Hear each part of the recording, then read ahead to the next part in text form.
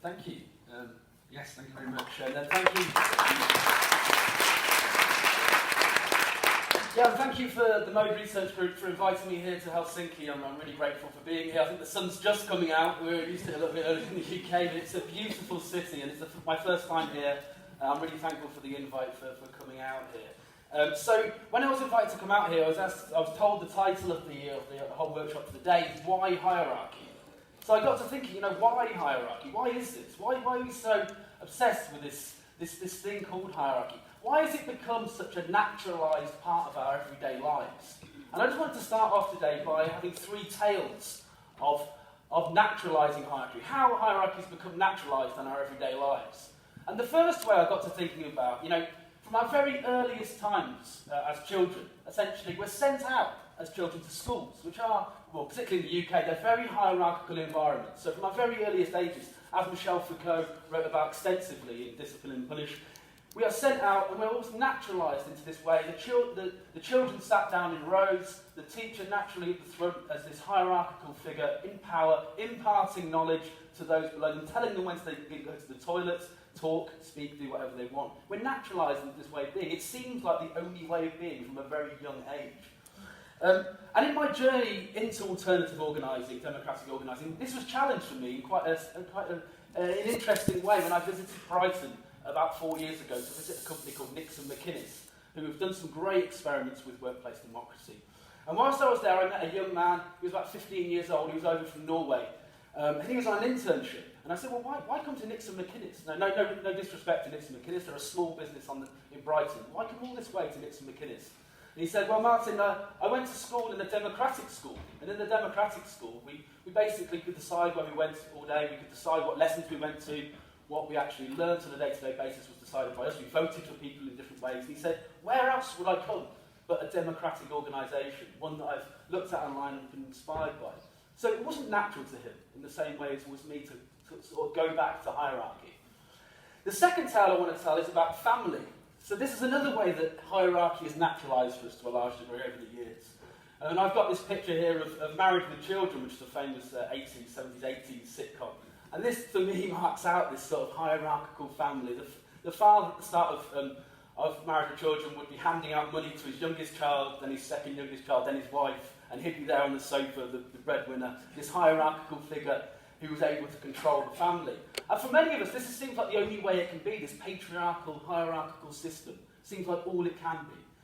But increasingly, this is challenged within all sorts of ways within everyday life. And again, on my journey into alternative organising, I came across the decision makers and people who are actually using democracy in their family lives. They're actually using it to decide where to go on holiday with their children, or what to do next week in various ways. They've democratised the family. They've removed hierarchy to some degree, which is fascinating. I'm not sure I could manage it with my 10-year-old daughter, putting out for a vote where to go on holiday. I'd rather decide myself and be an autocrat. But it really did start denaturalising hierarchy for me. And then finally, this idea of tribal life, thousands of years ago, it's often put out there that it's almost a natural way that we have this tribal leader within hunter-gatherer communities, and it's almost thought that that's a natural way of doing things. But as we look back to these hunter-gatherer societies in Central Africa that still act these ways today, if we actually go out and look at them anthropologically, we find that they don't actually act in this hierarchical way at all. They act in quite egalitarian fashions, everyone's got a role to play, and hierarchy is largely denaturalised within these societies, and there's other ways of organising out there if we could only look. But because of all these background things going on that have naturalised hierarchy, this is filtered into the workplace. So we do have a situation where hierarchy is normalised within workplaces, and this is something we really have to deal with as organisational scholars and people working within workplaces. And this is a fantastic name for a title for an article, which is Gary Hamel's work from 2016. First, let's fire all the managers. I wish I'd come up with that as a title for a piece, because it's fantastic. And it challenges this notion that hierarchy is actually a benefit and a cost for organisations. It suggests maybe it's actually costing organisations money. Maybe it's actually stifling innovation. Maybe it's making them too rigid and unable to actually react to things on the fly and as they go about doing things. And rather than actually speeding decision-making up, as we often think if a manager can make a quick decision. It's actually slowing it down. We go through committees and rigid hierarchies all the way to the bottom. It slows down decision-making, and it's just not suitable to the way we're trying to organise in modern life at all. And one of the main problems with hierarchy, as we say here, is the communication distortion. It's being distorted as it's getting filtered down the chain from top to bottom. And one of my favourite slides, and I can't claim to actually own this slide, it was produced by somebody else entirely. It's a fantastic slide, and it summarises for me what is wrong with hierarchy in terms of communication distortion.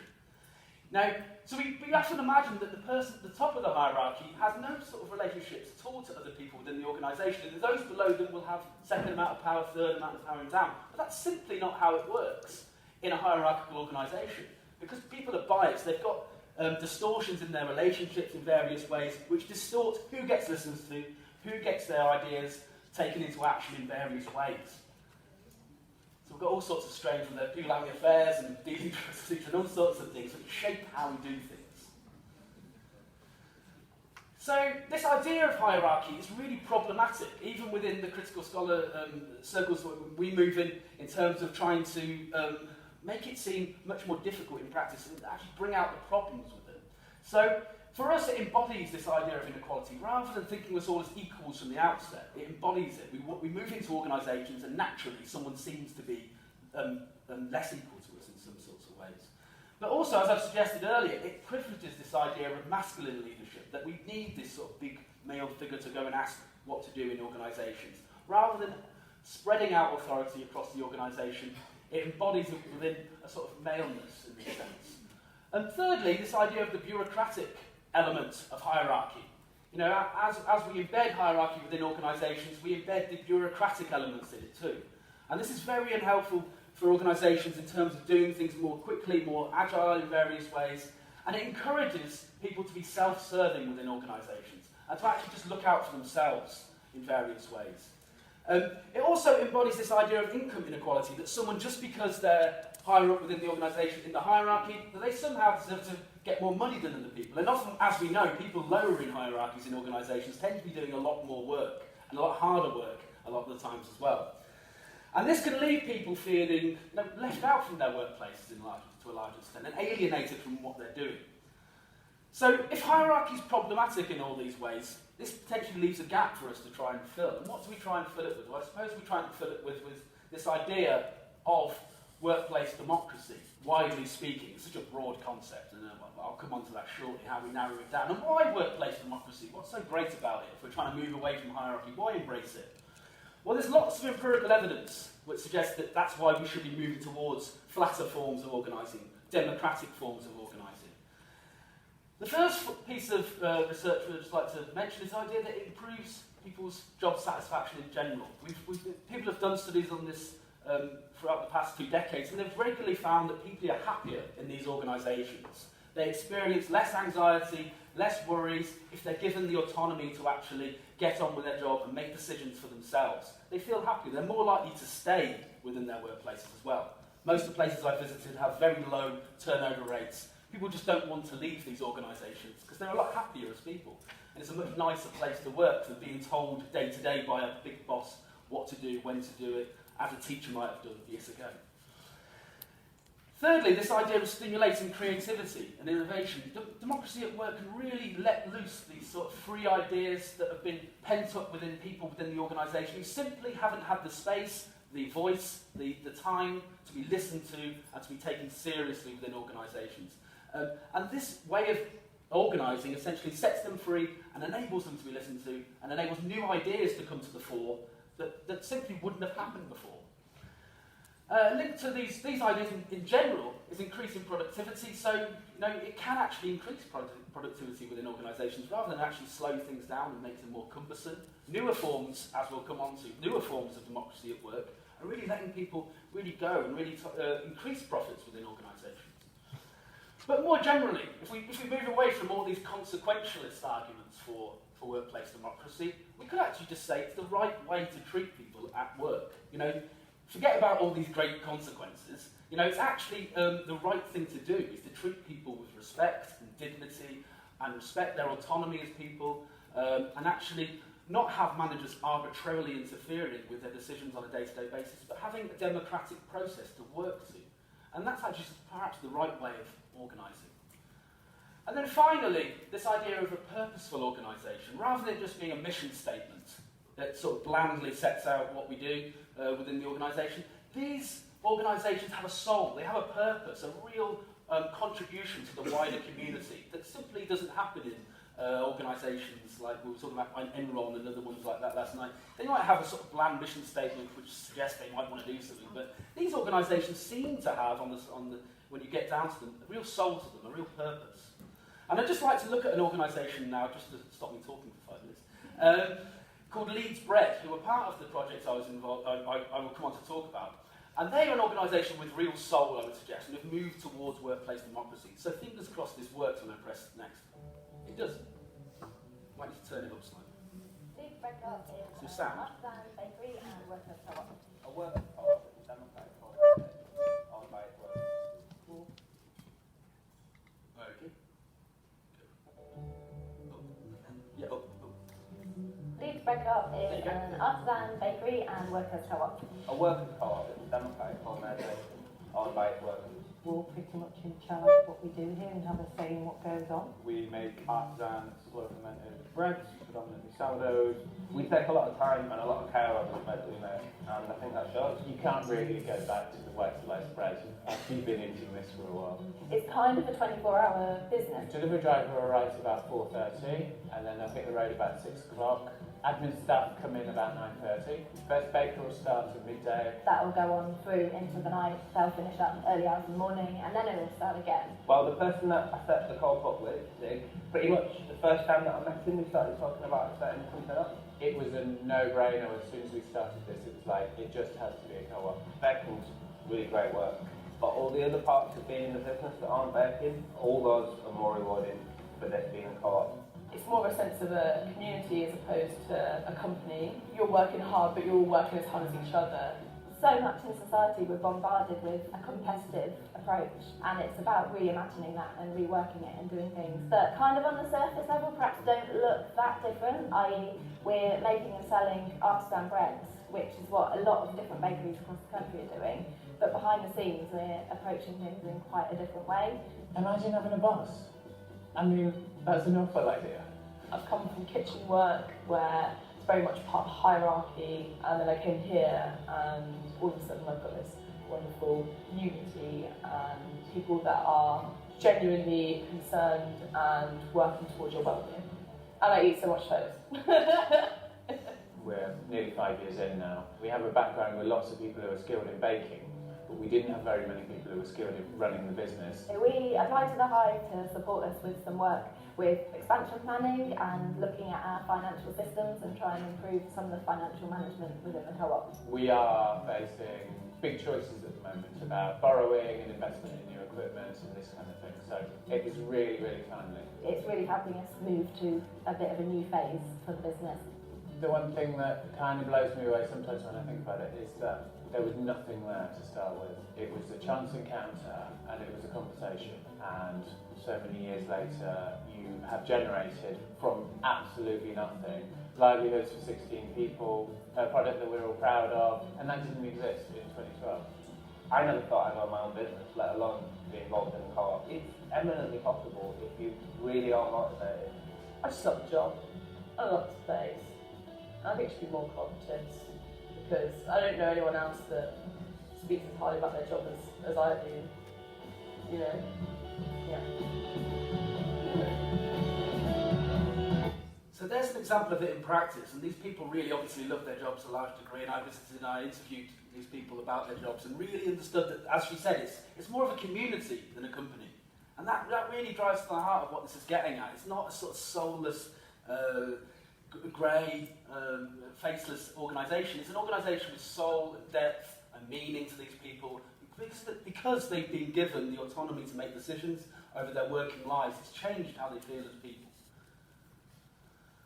And this is this isn't something that's new, really. I mean, it's over the past 2 decades we've had an explosion, particularly of business gurus in a sense, an explosion of books which have really taken to task this idea or taken into their arms this idea of democracy at work in different ways. So we've had holacracy, the birth of holacracy over the past 10 years. I went out to Amsterdam with Brian Robertson and took a week-long sort of course in holacracy to get immersed into that movement. And it's a fascinating movement in various ways. We're not going to talk much about that today, but it's a really fascinating movement. I'm sure many of you have encountered it so far. This idea of ceding authority over to a constitution rather than a boss, which is a huge moment for most people moving into holacracy, a big step to take of really removing that actual capacity to interfere in your workers' lives. And then this second book by Frederick Laloux, which many of you will know, also this idea of reinventing organisations, which is sort of staged process of development in organisational life, which I don't entirely buy into, but it's empirical data within there around Buurtzorg and various organisations. It's fascinating. Ricardo Sempler's book from his work within SEMCO in Brazil, and that's fantastic in terms of him taking basically making it the workers within the organisation select their own bosses and set their own pay. This is a real radical step away from traditional top-down organisations. And then this Braffman book on the starfish and the spider, the idea that if we cut the head off a spider, it stops working, but if we cut one part of the starfish off, it keeps operating. And he compares this towards top-down management to sort of workplace democracy. And all of these books have done a fantastic job of really emboldening the movement to a large degree. And there's loads of organisations that have come out of this movement. So Leeds Bread here, Mondragon, various ones. Suma in the UK are a fantastic example, and Unicorn are also involved in my projects. And there's lots. I mean, I'm sure most of you can feel there does seem to be a groundswell of a movement towards greater autonomy and freedom and equality at work in various different ways. But that does not mean to say that there aren't problems with this movement. I just want to go through these to sort of suggest this isn't me sort of blindly selling workplace democracy. There's huge problems with it to a large degree as well.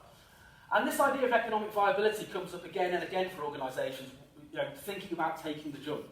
Is it too big of a risk for an organisation, a corporation, to jump into this? Is it too risky economically for me to risk giving power of decision-making over to my workers? Because it is a dangerous move to some degree, because you don't know what they're going to decide when you agree to let them have decision-making powers. Because we come back to this idea of ineffective decision-making, and this idea of freedom is essentially an endless meeting. If we continue to debate and discuss things, maybe the discussion will go on too long, and it will actually slow down production and development within the organisation too much, to an extent where we're not actually getting things done. And I have heard that within organisations who've struggled, particularly, I'm not selling out consensus-based decision-making entirely yet, but consensus-based decision-making where everyone had to come to a decision. I've heard people have 7 or 8 hour meetings over budgets because they can't come to decisions. And the alternative I'm going to put forward today tries to deal with that to some extent, that moves away from consensus-based decision-making to something else. But we'll come on to that shortly. But no matter how hard we try within workplace democracies, I think we're always going to have this persistence of hierarchy going on within us as well. I mean, we have been naturalised, brought up in hierarchical communities and societies, and until perhaps hundreds of years' time, hopefully, where I'm not here anymore, but we'll perhaps move to a society where it's more socialised and less natural to be hierarchical in your organising it, and we'll be socialised from a younger age into democratic ways of working and autonomy in general. But we also have to be careful in workplace democracies that we don't sort of see it as a cave, we don't become sort of totally driven towards the goals of democracy as well, and actually ignoring things outside of that democratic mandate as well. People can become very obsessed with the rules within democratic systems at work, and actually sticking them far too rigidly, and actually saying, well, you're not actually following process here, rather than thinking, okay, we'll let this one go, and actually being a little bit more flexible here.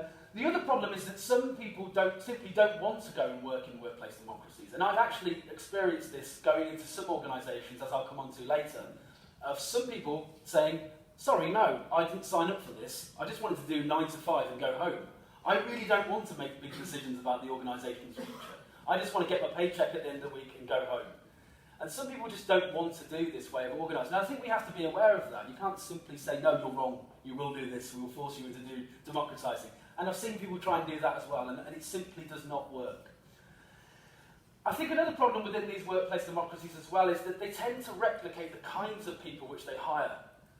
They hire people that are like them, who are very much similar in their outlooks and their behaviours and their wider political beliefs, and you end up with a workplace which is very, very homogenised. And that is also dangerous for innovation. And these organisations have to be very careful to actually proactively hire people of different characters, different outlooks, and perhaps different political opinions sometimes, which is even scary for some of them.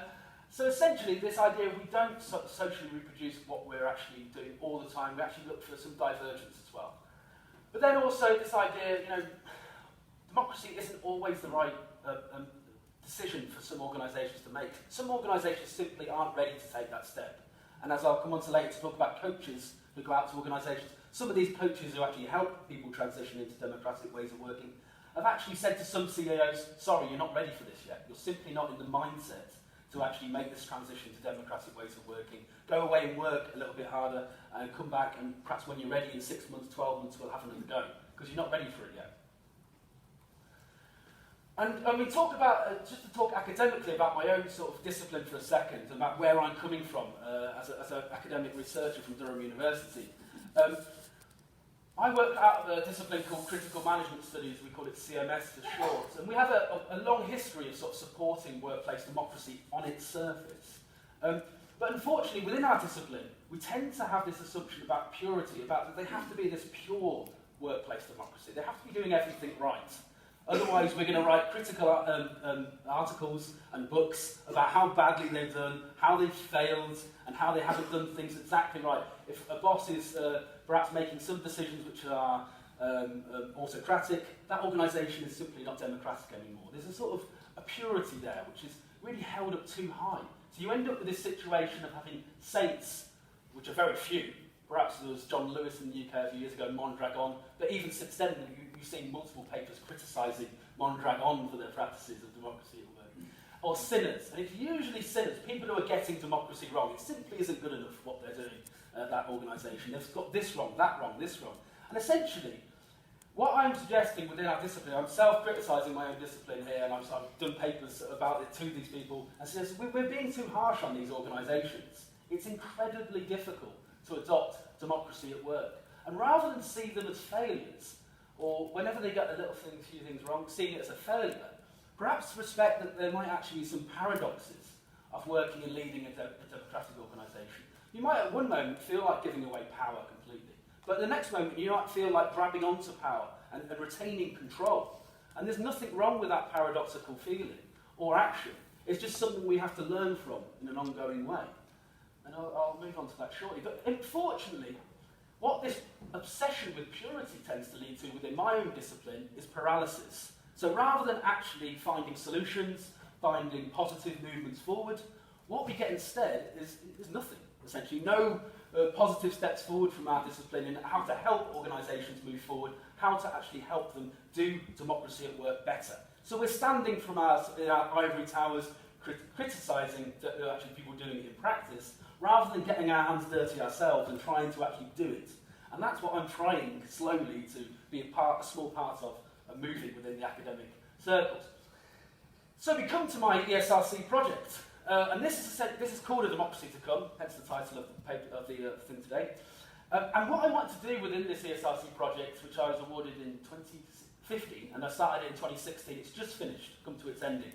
And what I looked at within this project was overcoming barriers to democracy at work. How can we understand what's actually stopping people from being more democratic at work in various ways? So I basically signed up 24 democratic organisations who are trying to move away from traditionally top-down organising, either maybe in the early stages or halfway through, or some ones who've been doing it for a number of years, so a nice range of them. Either in the USA or Europe, so I got to do some nice travelling as well, so which is quite nice, obviously, to see some nice parts of the world and to show the breadth where it's being adopted, adopted around the world, particularly in, obviously, the Western Hemisphere. And I managed to do about 105 interviews, observe these organisations, each of them for 2 or 3 days, and do some action research myself. And one of the main themes of this was essentially, how do people lead in these less hierarchical organisations in different ways? If leadership obviously isn't going to go away entirely here in these organisations, but what new forms does it take on? That was one of the themes which was most fascinating to me. Do they create a new form of leadership in these organisations? And what sort of issues persist with leadership? Does this continue hierarchy in some sort of way or another, or does it produce a new form of hierarchy, which is democratised and different in some way or another? Now, to do this, I kind of had to make a hard decision, because there's so many different forms of workplace democracy that I had to really sort of embrace one kind, otherwise I was spreading it too thin. So I came across this notion of sociocracy. Now, how many people have heard of sociocracy? Can you put your hands up? Okay, so I've not got a bad audience in terms of their knowledge, in terms of sociocracy, but I'm going to play a video shortly to introduce you to it, so it's not completely new. But essentially, sociocracy is built around three main components. So rather than consensus, rather than trying to get everyone to agree specifically to a proposal, essentially what sociocracy does, it lowers the bar a little bit and suggests what we need instead is consent. We need consent to a decision. We need to say, that's good enough for now, it's safe enough to try, we'll come back to it in 3 months. So I might not like it, but okay, let's get on with it, let's try something. And this tries to break the deadlock. Work is organised into circular hierarchies, which rather than just being, there, naturally there when you arrive, they're appointed, they're selected and elected, and they rotate constantly as people join new circles. People are on various circles, perhaps on some higher, some lower, and work flows between these circles in different ways. And by this, they're able to evolve and learn through feedback between the circles through what we call non-violent communication, which is a much sort of feminine way of organising, a much sort of kinder way of actually thinking about people's emotions, not being horrible within meetings, and not really trying to undermine people or be nasty, and really trying to understand them on a deeper level. So I'm just going to play this because I think you need to know about sociocracy before we go on slightly. And this is by Jerry Cox-Gonzalez and Ted Rao, who are the leaders of Sociocracy for All, who we work with, are writing a book with at the moment about sociocracy. And this is an introduction to sociocracy as a democratised hierarchy.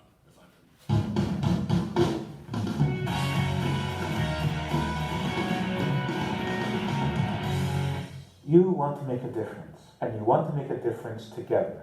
Working together, getting things done, can be fun. We long for that experience. You can be effective and open in a way that respects everyone in your group. You want your group to make decisions fast, to hear everyone's voice, and to enjoy success. Sociocracy came from the Netherlands and has spread all over Europe, the US, and the world. It is an established, tried and tested governance system, ready for you to use.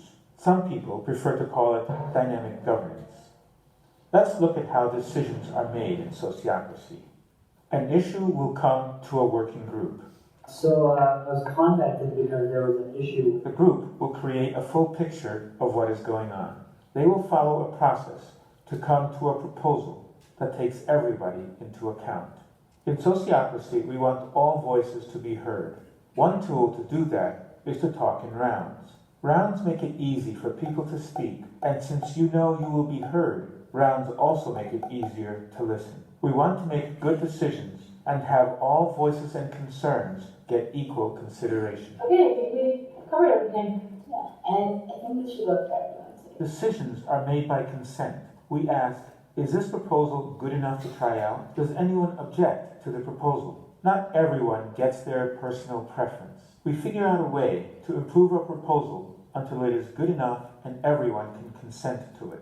The whole group takes responsibility for the objections and seeks to address the underlying concerns. So let's see if we've dealt with all objection and deal with consent. I consent. No objection. No objection. I consent. Consent. No more objections. I don't have any objections, so it looks like we have consent. In sociocracy, we call the working groups circles. Each circle has an aim, a shared purpose. Circles make decisions about responsibilities that are in their domain. The people who actually do the work together decide together. They know best what needs to happen. They do the work, they see what works and what doesn't. Let them make the decisions. How do we make a whole from the parts? I think we'll pause it there so we can move on to the actual data situation. But this is a sort of nice summary as well of difference between sociocracy and consensus-based decision-making, and actually traditional sort of corporate sort of organisations as well. This idea of moving sort of persistent of hierarchy, little to no hierarchy, circular hierarchy, a different kind of democratised hierarchy, which is based around consent rather than consensus. And I think that's the basic feature of sociocracy I just need you to grasp for now. we'll skip these. I'll put these in case the video failed. That's how much faith I have. So the phases of the project fell into 3 phases. The first was about interviewing coaches, people who actually went out to organisations, 30 of them, in long interviews about their obstacles they've faced over the past 20 odd years about implementing sociocracy. The second phase was actually going out to the organisations and interviewing the organisational members. And then the third phase was actually us actually setting up a democratic organisation ourselves. And this was the scariest thing of all, as I'll come on to later. Actually, it was just trying to get our hands dirty and saying, it's not enough to simply watch from a tower. We need to go down and try this ourselves. Otherwise, we're outsiders. We need to do this ourselves. And we tried our best to do this with an end of project event as well. And we were using these to try and understand how democratic leadership would work in some way or another. And in order to do this, just to talk about methodology for a very short section of the talk, what we were looking for was a way to break past this idea of paralysis, not looking for failures, for sinners, for people who are doing it wrong. We were looking, as I said earlier, for common paradoxes that were being experienced in the democratic literature. And 3 of these really stood out for us, and I've mentioned the first one already. This idea is that people within organisations, they want to give up power sometimes. They desire to relinquish power. They don't perhaps feel the weight of this power on their shoulders, but in any other given moment, they might actually learn to control things as well. And this is a natural inclination, a paradoxical feeling. We might also have a desire to be more collective and involve a whole group in a situation, whilst also yearning to look after our individual needs, or someone else's individual needs, which might go against the collective. 2 very paradoxical feelings. And then finally, we have this desire to be an authentic, democratic company, which can really hold our heads high and say, we're doing this right. But at the end of the day, we also yearn for whatever works. We just throw our hands up in the air and say, actually, this might not be democratic one day, but we need to do this right now. This needs to be done. And that's also a paradoxical feeling. And these can be considered failures if you're working from the outside this paradoxical mindset. But we're trying to encourage us as researchers to use this paradoxical mindset to move past it. So phase 1, the actual coaches. So what did they tell me about this idea of paradoxical thinking? Now, the most interesting result I got from talking to these coaches was from one coach who actually compared it to what he called taking the red pill. And this comes from the movie The Matrix, where, I'm not sure if people know the film The Matrix, where he's offered a red pill to go down the rabbit hole and see how things really exist in the world, or a blue pill, and he can go back to doing things as he did before, just carry on. And the coach actually quite fascinatingly compared his job, and he's probably bigging himself up somewhat as a Morpheus figure, of offering a pill to the organisational leader. Which one would you like to take? Would you like to go down the rabbit hole or not? And he said more often than not they tried to, but some failed. But so essentially what he was seeing himself here, he says that's all I'm trying to do, is to help them a little bit by being a friend sometimes. He was putting himself out there as this coach who would help people move through. And he suggested this wasn't always an easy process. He says, we always have tears, we always have learning moments that you expect and you know that there is going to be a breakthrough. And he even told me about a situation where he was trying to implement a democratic transition, and the CEO simply burst into tears and said, I can't do this. I literally cannot do it. I can't give up this power. I can't literally let go of this part of my workspace. I'm not going to do it, and we need to come back to this in the future. It's a very emotional process for a lot of leaders in this process. So he says here, I think there needs to be some lead time, like 6 months to a year, but if you're not aware enough and you can't get that message, then I will be very empathetic as I wake you up and get you to get to that message so that you can create your safety boat, as he calls it. This idea that they need a safety boat to get out of this way of naturalised leadership that they've been doing for a long time. They need a way out, a new way of behaving, and a new part in the organisation. But he says, but what I feel is that the people who really get it, who swallow the red pill, they don't go back because it changes them as a personality on a deeper level, which is a really fascinating way of looking at it. They need to become new people to become democratic leaders. So moving on to the second phase, where I actually went out to the organisations, and I've got some nice quotes here which summarise the paradoxes that we were experiencing, trying to understand how these paradoxes actually appeared within sociocratic organisation. This idea of desiring to relinquish power whilst yearning to maintain control. So in one of the sociocratic bakeries, there's definitely a pattern, which is people arrive at the co-op with the things that they learned from public school and church and scouting perhaps, which tends to have a very old school military power structure and understanding of how you run a thing as well. You figure out who the boss is and the boss calls the shots. People arrive, it's a co-op, but they arrive with that understanding. So So if there's any issue that arises, most people immediately start looking for the tall white guy with the sheriff's badge on his shirt. And that's been me pretty much. And this is a bakery on the west coast of the USA. And this guy's incredibly charismatic. He set up the organisation, the co-op with other people. But he's naturally someone who would gravitate to you if you had a problem. And he found it very difficult to not be that sheriff.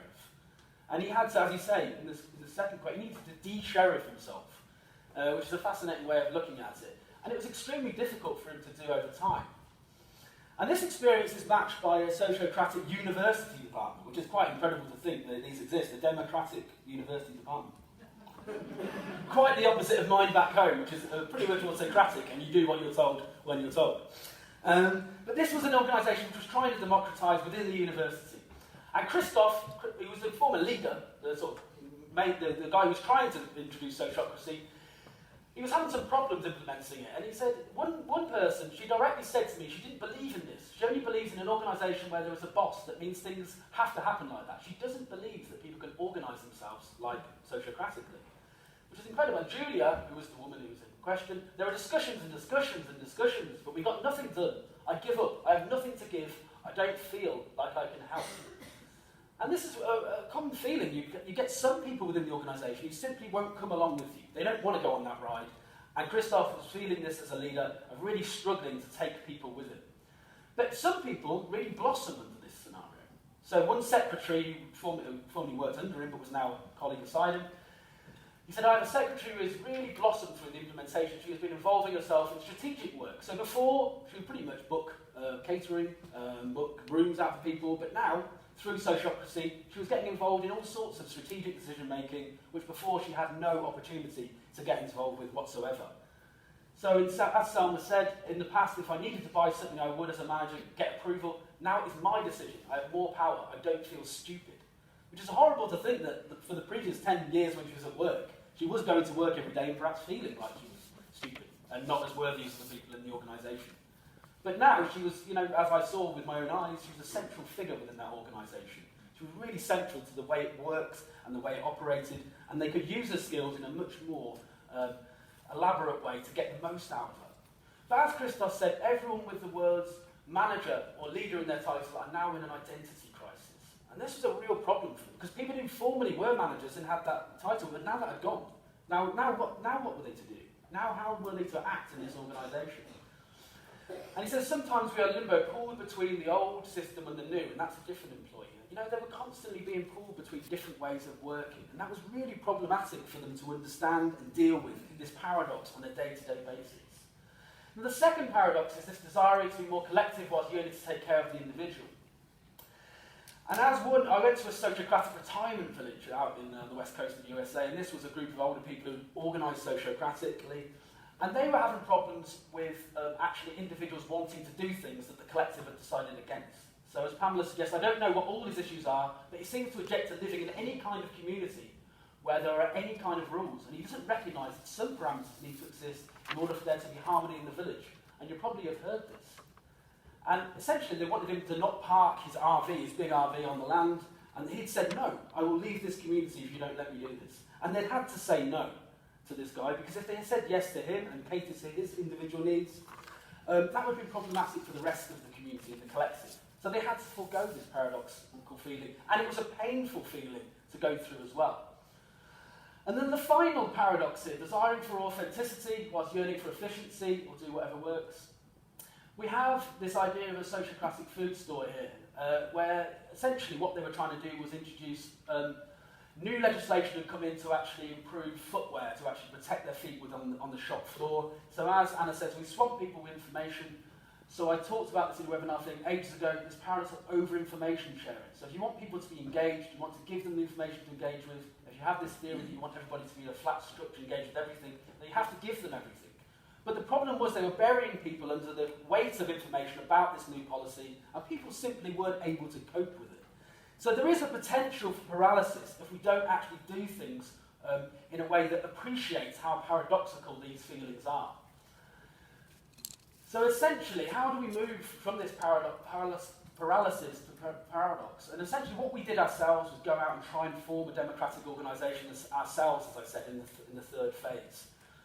And this involved us going out and trying to get a number of academics and a number of consultants and a number of practitioners within workplace democracies to work together rather than separately as silos, to actually come together in a big group and actually work together.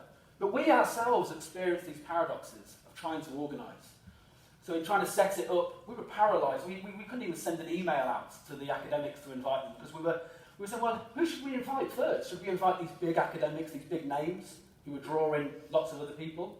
Or should we make it a grassroots thing, which might just get swallowed up and people might not pay any attention whatsoever? So we ourselves experienced this paralysis within our own attempt to set up a democratic organisation.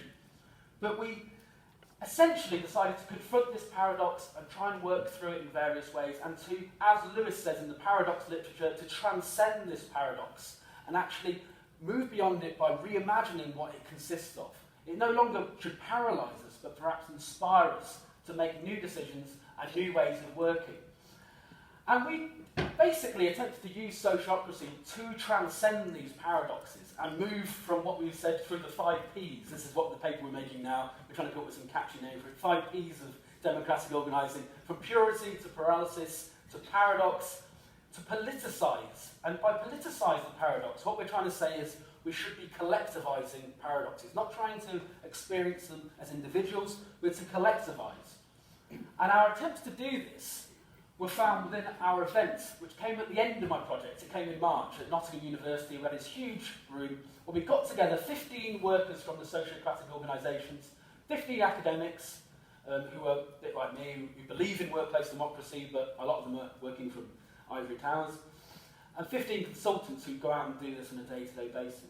So we tried to throw these people together in a room and really try and work through the issues found within 6 of the organisations. So the workers came from 6 of the organisations for my project.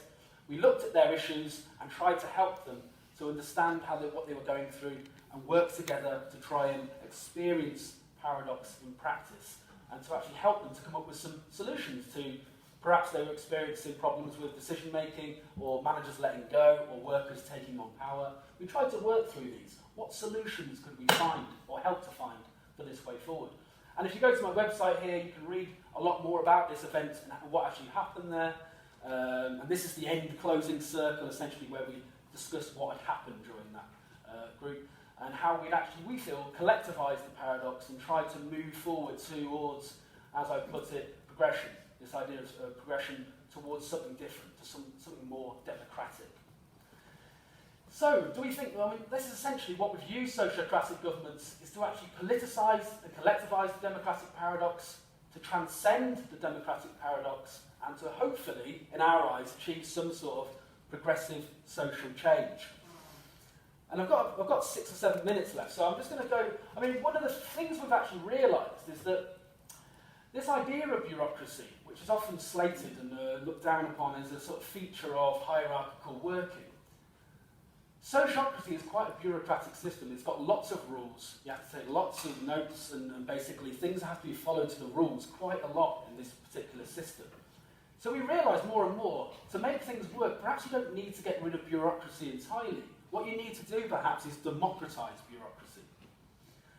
So often we talk about bureaucracy as being this iron cage which makes us sort of instrumental in our actions. It dehumanises people, according to Alistair McIntyre. It makes them inflexible about doing things. But this is one way of working, and Paul Duquet, in his praise of bureaucracy, suggests we could actually use bureaucracy if we give it an ethical component, in a positive way. He actually gives it a pluralist, liberal sort of ethic to bureaucracy. And we suggest, okay, this is a nice move forward, but we're relying upon bureaucrats to be altruistic, to be kind, to be pleasant to those people below them. What we really need is to move beyond Duguay's initial praise of bureaucracy to actually democratise bureaucracy through things like sociocracy. That's a real step forward.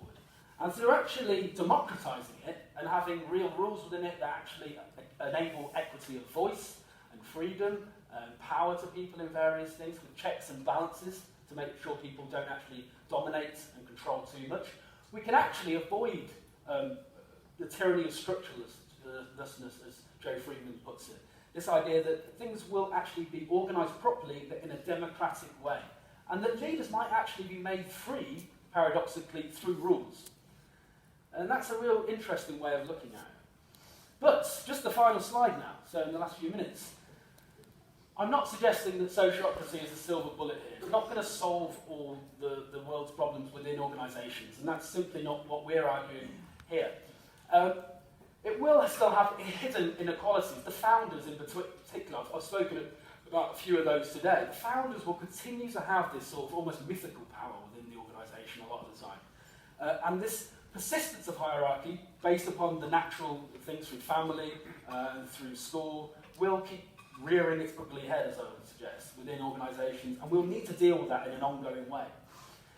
Some people, as I say, complexity of power, some people won't want to let go power. Even after they've pretended to for some while, they might actually sneakily try and grab it back, and organisations can slip back, even in sociocratic forms.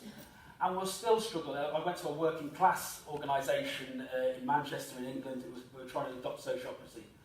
And the former CEO of that said, we're having real problems with encouraging working class boys in particular to talk in the meetings. They just sit there all the time and they won't speak up. Because they've been told to sit down and shut up for their whole lives in schools and in all sorts of things, now they're being told, no, don't sit down and shut up, sit down and speak out. Tell us what your problems are. Speak out, tell us what your issues are. And they simply have not the language in order to put that into action. Thirdly, this idea of individual goals and collective aims, they will still come into conflict. They always will in any sort of social environment, and particularly within sociocracy. And as we've seen in the residential, the older persons community, that was coming up then for them. And there were all sorts of examples across my data set which show that these things will always be in battle with each other. Fourthly, this idea of learning sociocracy, it's not always easy for people to pick up the rules of the game. And people who've been playing this game for longer, they have more power in sociocratic organisations. They have a hidden power to be able to play by the rules, use the rules to get what they want. And that's something you always have to be careful of in these organisations and in any workplace democracy, that some people know how to play games better than others. And then finally, this idea of rigidity and constraints. And the rules can actually bind us in a way that isn't always helpful, and we can actually break out of these rules. They're not sort of written in tablets and stones, they're not like written from the gods. It's essentially something we can change and develop over time, and develop in order to get a better way of working together. And we're putting all this together now. We've just got a book contract signed, and the book's going to be called Sociocracy at Work, Possibilities and Limitations of an Alternative Democratic Model of Organisation. And that will hopefully be coming out in 2021. So, yeah, if you can remember it by then, look out for that book, and you'll see some more findings. But thank you very much for listening to me today. I hope you enjoyed that talk, and I'll take questions later. But thank you very much.